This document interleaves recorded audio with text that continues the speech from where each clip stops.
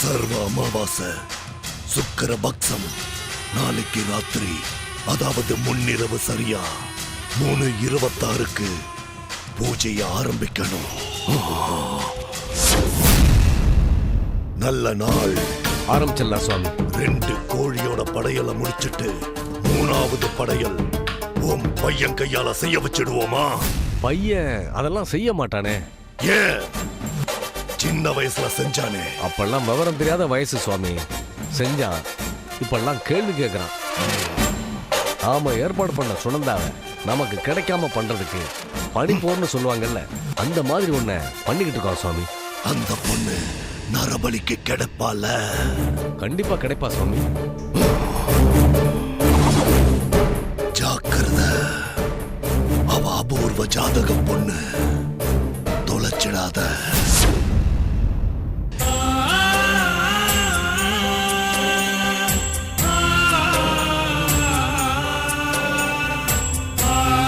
யார் இவங்க?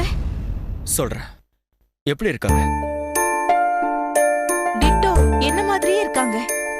2 வருஷத்துக்கு முன்னாடி நான் இப்படிதான் இருந்தேன். இந்த போட்டோ எடுத்த 4 வருஷம் ஆச்சு. இது வரைக்கும் சினிமால தான் இப்படி டபுள் ஆக்ஷன் கேரக்டர் பார்த்திருக்கேன். இப்பதான் லைஃப்ல ஃபர்ஸ்ட் டைம் ஃபீல் பண்றேன். ஆமா, யார் இவங்க? என் மனைவி. உங்க மனைவியா? ஆமா. எங்க இருக்காங்க? மேல இருக்காங்க. உங்களுக்கு கல்யாணமே ஆகலன்னு எல்லாரும் பேசிக்கிறாங்க. ஆமா, நானும் காயத்ரியும் கல்யாணம் பண்ணிக்கிட்டது நியூ ஜெர்சில. அதனால இங்க யாருக்கும் எங்க விஷயம் தெரியாது. எப்படி இறந்தாங்க? நாங்க வெளிநாட்டுல சந்திச்சுக்கிட்டதால அங்கேயே ஒரு சர்ச்சில் மோதிரம் மாத்திக்கிட்டு தம்பதிகளாவே சில சௌகரியங்களை அனுபவிச்சோம். இந்தியாவில் வந்து பெரியவங்க முறைப்படி கல்யாணத்தை பண்ணிக்கலான்னு பெரிய பிளானோட இருந்தோம். அந்த சமயத்துல எங்க அப்பா திடீர்னு எனக்கு ஒரு பொண்ணை நிச்சயம் பண்றேன்னு சொல்லிட்டாரு. நான் அவசரமா புறப்பட்டு காயத்ரி பத்தி சொல்றதுக்காக இங்க வந்து சேர்ந்தேன்.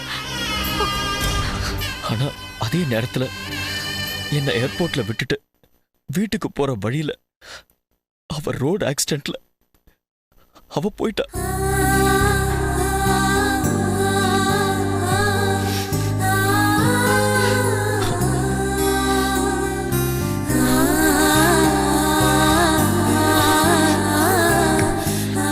சாரி, புதுசா வேலைக்கு சேர வந்த உங்ககிட்ட நான் என்னோட கஷ்டத்தை எல்லாம் சொல்லிட்டு இருக்கேன்.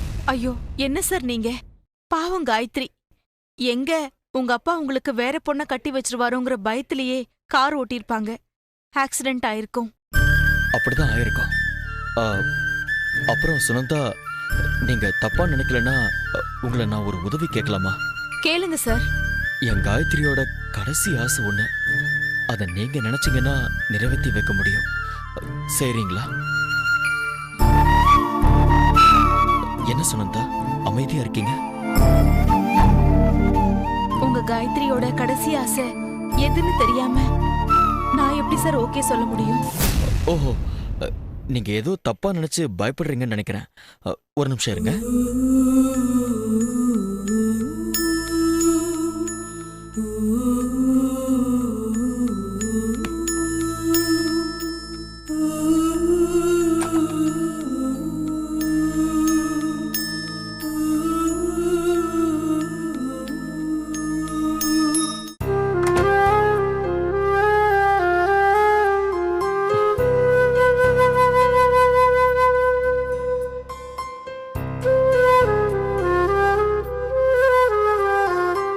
இது எங்க கல்யாணத்துக்காக நாங்க எடுத்த சாரி.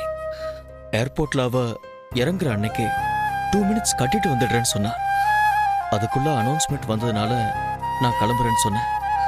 கண்ணில் தண்ணியோட தான் அனுப்பி வச்சா.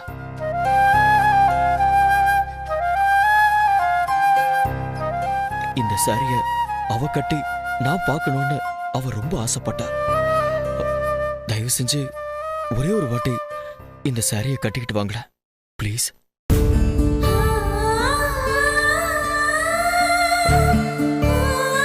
ப்ளீஸ்.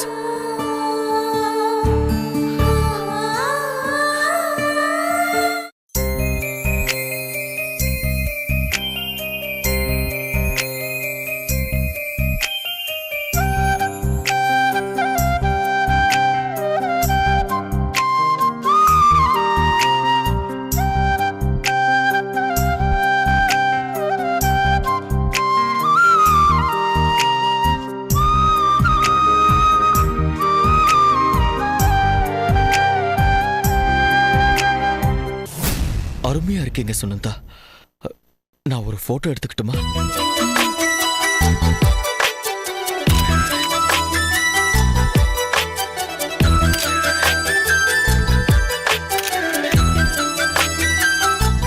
எடுத்தாச்சா?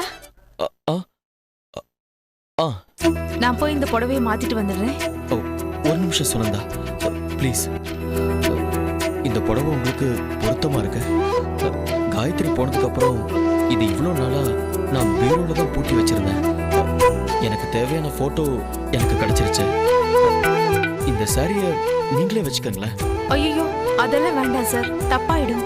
உங்க சேலரியில நான் கொஞ்சம் கொஞ்சமா பிடிச்சுக்கிறேன். இருக்கட்டும். இல்ல சார், அது ஹலோ, எப்போ? ஐயோ, அப்படியா?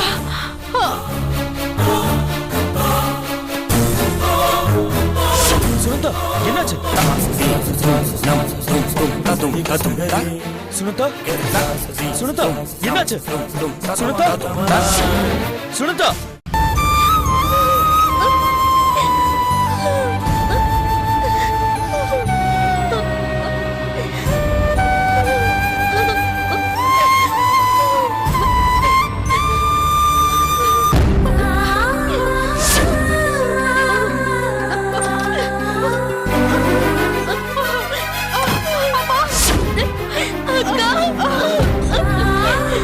என்னடா, என்னாச்சு அம்மாவுக்கு? நீங்க வேலை செஞ்சுட்டே இருந்தாங்க. திடீர்னு ஷில்பாவை கூப்பிட்டாங்க. பார்த்தா உடம்பெல்லாம் வேர்த்து இருந்தது. என்னமான்னு கேட்டேன். அவ்வளவுதான், மயங்கிட்டாங்க. டாக்டர்ஸ் என்ன சொன்னாங்க? Mild attack. ஐயோ, கடவுளே! அக்கா, அக்கா, அழகா. ஜோதி எங்க? அவ காலேஜ் பிரின்சிபல் யாரோ ஒருத்தர் வந்தாரு.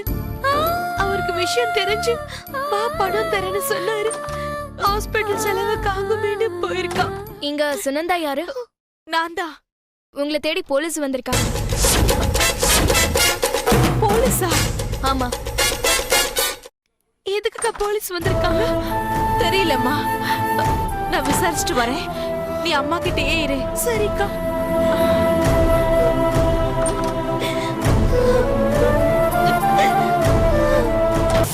Excuse me sir. சுனந்தாங்கிறது நான் தான் சார். நீங்க எதுக்காக என்ன? இந்த இடத்துல வேண்டாம், அப்படி தனியா போய் பேசலாமா? பரவாயில்ல, என்ன விஷயம் சொல்லுங்க. உன் தங்கச்சி ஜோதி பத்தின விஷயமா பேசணும். ஜோதிக்கு என்ன ஆச்சு?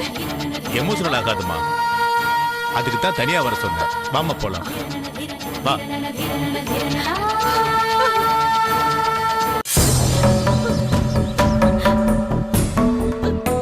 சார், என்ன சார் ஆச்சு என்னோட தங்கச்சிக்கு?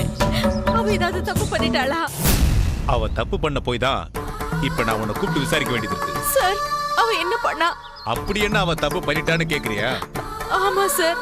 ஒரு கல்யாணம் ஆகாத பொண்ணு கல்யாணத்துக்கு முன்னாடி என்ன தப்பு பண்ண கூடாதோ அத பண்ணிக்கிட்டு இருந்தா. என்ன சார் சொல்றீங்க? உனக்கு புரிஞ்சும் புரியாத மாதிரி இருக்கா? சரி, புரியுற மாதிரியே சொல்றேன். உன் தங்கச்சி விபச்சார கேஸ்ல அரெஸ்ட் பண்ணிருக்க.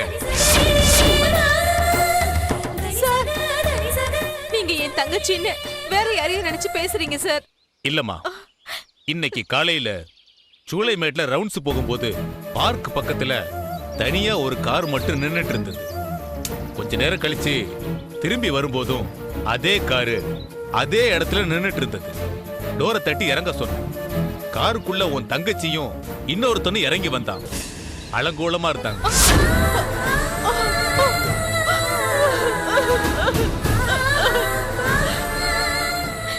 சார், இப்ப அவங்க எங்க இருக்காங்க சார்? 5 ஸ்டார் ஹோட்டல்ல இருப்பாங்க. 2 பேரையும் ஸ்டேஷன்ல தான் வச்சிருக்கேன். இன்னும் எஃப்ஐஆர் போடல. போடுறதுக்கு முன்னாடி உன்னை பார்த்துட்டு போலான்னு வந்தேன். சார், ப்ளீஸ் சார், அவங்க மேல எந்த கேஸும் போட்டுறாதீங்க சார். நான் என்னன்னு விசாரிச்சு கண்டிச்சு வைக்கிறேன் சார். படிக்கிற பொண்ணு சார் அவ. இத பாருமா, நீ அவளை கண்டிப்பியா இல்ல தண்டிப்பியான்லாம் எனக்கு தெரியாது. இப்ப நடந்த தப்புக்கு என்ன பதில் சொல்ற? எனக்கு தெரியலையே சார், நான் என்ன பண்ணணும்? நல்லா கேட்டம்மா. கேஸ் இல்லாம உன் தங்கச்சிய பத்திரமா வெளியே விடுறதுக்கு எவ்வளவு பணம் தருவ சொல்லு. சார் நீங்க நினைக்கிற மாதிரி எல்லாம் நாங்க பெரிய பணக்காரங்க எல்லாம் கிடையாது சார். அதெல்லாம் எனக்கு வேண்டாமா. உன் தங்கச்சி விஷயத்த யாருக்கு தெரியாம முடிக்கிறேன். 1 லட்சம் ரூபாய் கொடுத்துரு. 1 லட்சமா? ஆமா, சார் சத்தியமா என்கிட்ட அவ்வளவு பணம் எல்லாம் இல்ல சார். எல்லார்கிட்டயும் பணம் கையிலயா இருக்கும்? யாருக்கிட்ட போய் நின்னா பணம் கிடைக்கும்னு யோசி. சார் அனாவசியமா பேசாத. யாருக்கிட்ட உதவி கேட்டா பணம் கிடைக்கும்னு யோசி. 1 மணி நேரம் கழிச்சு வர்றேன். பணத்தை வாங்கி வச்சிரு, வர்றேன்.